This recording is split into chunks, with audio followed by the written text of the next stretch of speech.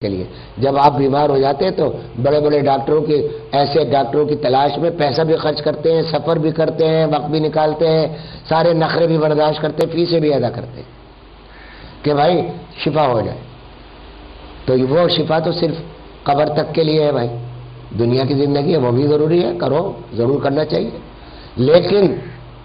یہ آخرت کی زندگی تو ابدی ہے، نہ ختم ہونے والی۔ اس کے امراض کی شفا کے لیے تو طبیبوں کے پاس جانا ہی پڑے گا،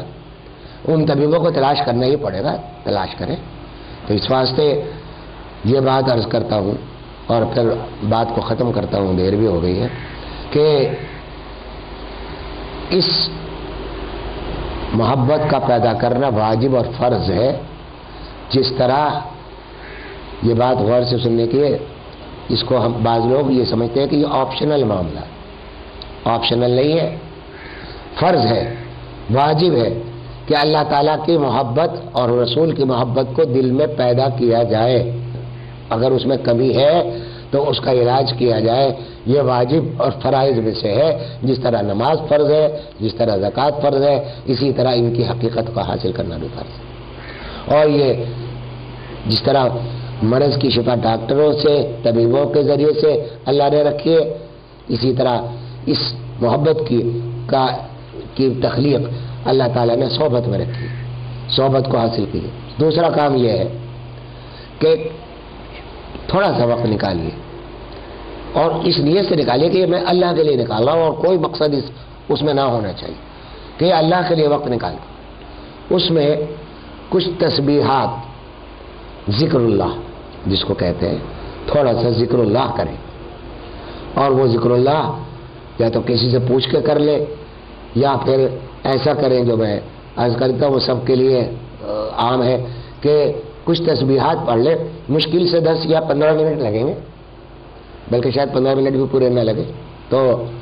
یہ تسبیحات ہیں، پہلی تسبیح ہے استغفار کی، دوسری تسبیح درود شریف کی، تیسری تسبیح سبحان اللہ و بحمدہ سبحان اللہ العظیم، اور چوتھی تسبیح تیسرے کلمہ سبحان اللہ والحمد للہ ولا الہ الا اللہ واللہ اکبر ولا حول ولا قوۃ الا باللہ العلی العظیم۔ یا اس کو چونکہ ذرا لمبا ہے تو اس کو توڑ کے بھی پڑھا جا سکتا ہے، سبحان اللہ الگ پڑھ لے، الحمد للہ الگ پڑھ لے، لا حول ولا قوۃ الگ پڑھ لیں، اس طرح سے اللہ اکبر کی چاہے جس کو جس طرح سہولت ہو وہ پڑھ لے۔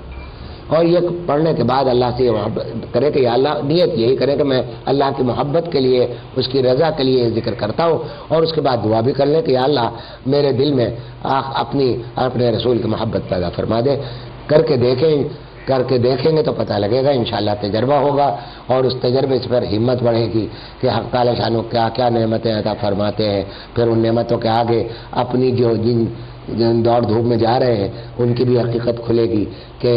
وہ نعمت کیسی ہوتی ہے اور یہ نعمت کیسی ہوتی ہے۔ اب چونکہ کمپیریزن نہیں ہے تو اس واسطے ہم نے اپنا ساری کوششیں اسی دنیا کے مقاصد پر لگا دی ہیں، اور اس کو یہ سمجھتے ہیں کہ تو ادھار معاملہ ہے، کہ جب آئے گا جب پتہ نہیں ہوگا یا نہیں ہوگا۔ تو یہ ملا کی باتوں کو کہتے ہیں کہ ملاؤں نے گھڑ رکھی،